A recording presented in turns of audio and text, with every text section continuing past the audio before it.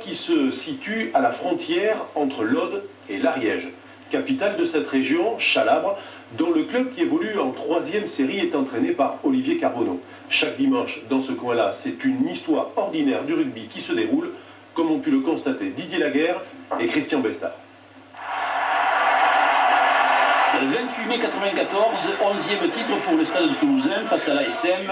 Au centre de la ligne de 3/4, deux frères, Philippe et Olivier Carbonneau. Après cette finale et les fastes qui vont avec, Olivier l'avait promis, entraîner en fin de carrière l'équipe de son enfance, l'US Kerkorb. Le Kerkorb, la terre des corbeaux en occitan, une terre prise en étau quelque part entre l'Aude et l'Ariège, les historiens eux-mêmes s'y perdent. Chef-lieu de canton Chalabre, 1200 habitants, 3000 au total des 14 communes. C'est d'ici qu'Olivier Carbonneau, mais aussi Benoît, Babi, 3/4 centre au stade toulousain, ont passé le plus clair de leur enfance.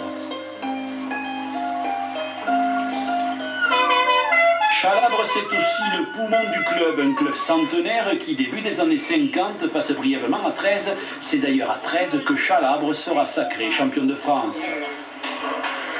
Un siècle après, la passion ovale est toujours aussi vivace, que ce soit au siège du club ou chez le buraliste du coin. Les clients, le lundi matin, là, ils arrivent, ils achètent le journal et puis ils parlent du match de la veille. Il y a les ségailleries qu'on appelle, donc il y a les bons et les moins bons, donc c'est toujours la passion du rugby, quoi.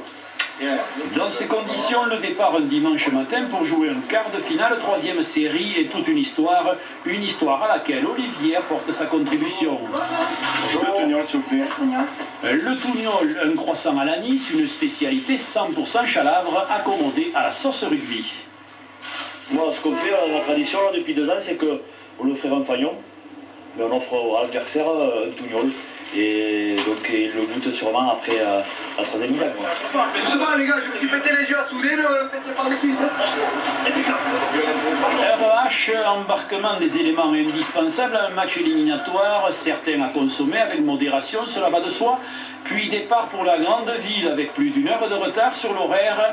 Au diable, le réveil musculaire initialement prévu. Partez complet.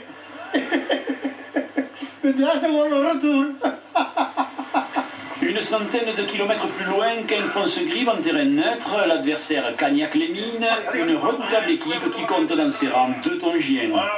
Prioritaire, discipline. Phase de finale très important. Ça c'est primordial. Si on fait ça, déjà on a 50% de chance de passer.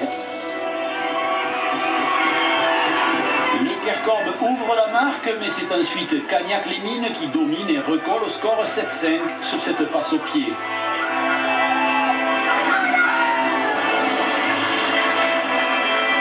Olivier Carbonneau et ses 39 printemps ne lâchent pourtant rien et se montrent même renversants. Ce n'est pas de trop car les Tarnais passent en tête au score et s'offrent une confortable avance 17-7. Il reste une demi-heure.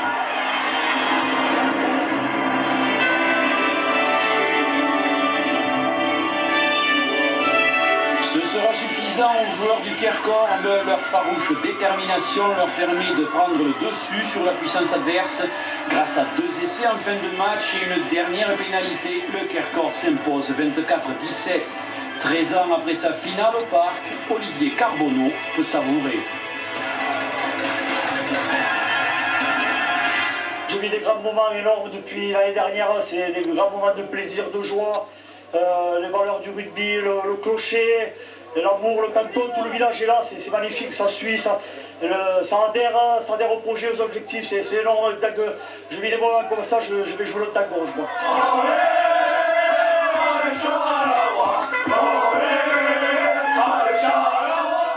Avant de conclure, ça devenait